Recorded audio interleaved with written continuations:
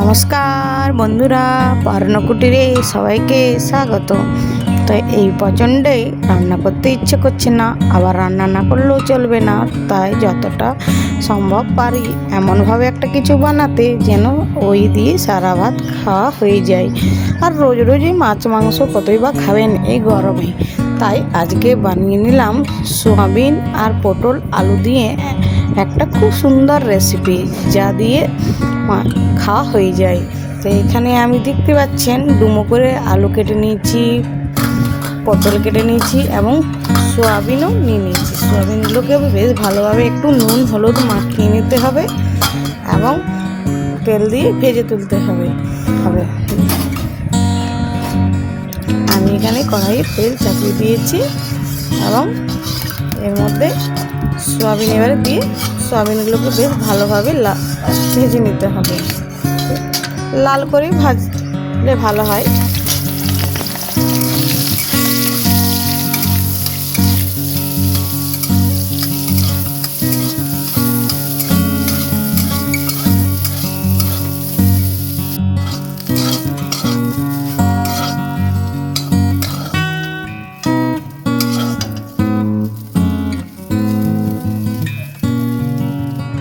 Soybean ভাজা হয়ে গেলে ওই কড়াইয়ের মধ্যে আরও কিছুটা তেল দিয়ে পটল ভেজে নিতে হবে।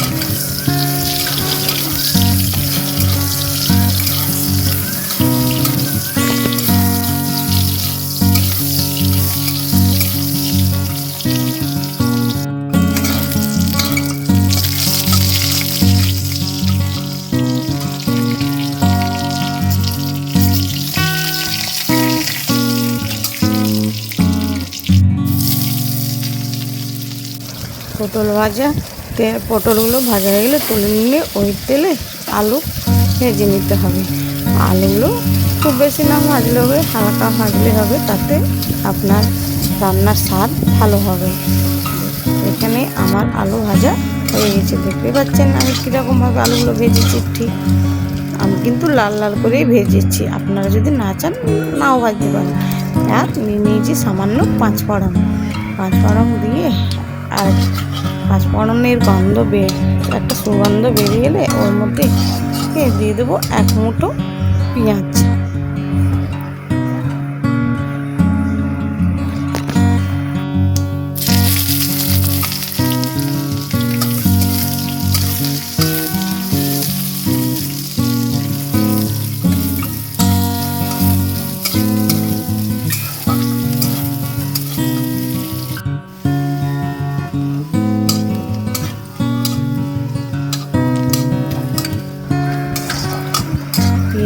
পেঁয়াজ ভাজা হয়ে গেলে ওর মধ্যে দিয়ে দিতে হবে বেটে রাখা মশলা আদা রসুন পেঁয়াজ কাঁচা লঙ্কা একটু ধনে একটু জিরে আমি শিলনোড়াতে বেটে নিয়েছি। ব্যাস মশলা খুব ভালোভাবে কষতে হবে। মশলা থেকে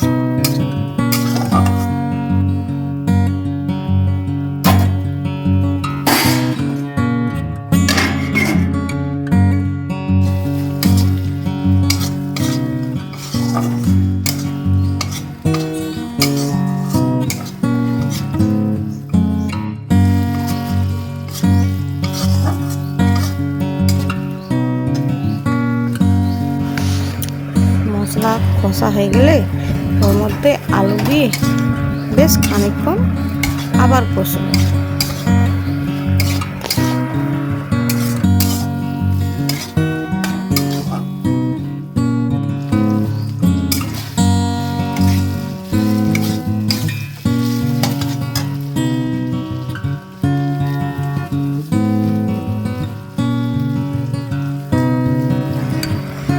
তারপরে পটল আর সয়াবিন দিয়ে বেশ খানিকক্ষণ নাড়াচাড়া করে ওর মধ্যে জল দিয়ে দেবো।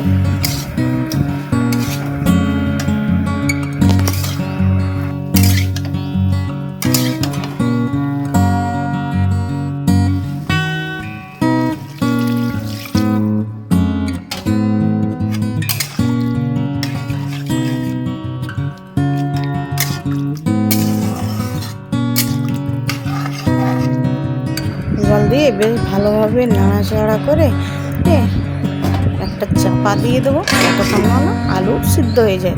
বেশ আলু সিদ্ধ হয়ে যাওয়া পর্যন্ত অপেক্ষা করতে হবে। তাহলে ভিডিওটা যদি ভালো লাগে তাহলে অবশ্যই লাইক করবেন, কমেন্ট করবেন এবং চ্যানেলটিকে সাবস্ক্রাইব করবেন। সুস্থ থাকবেন, ভালো থাকবেন, ধন্যবাদ।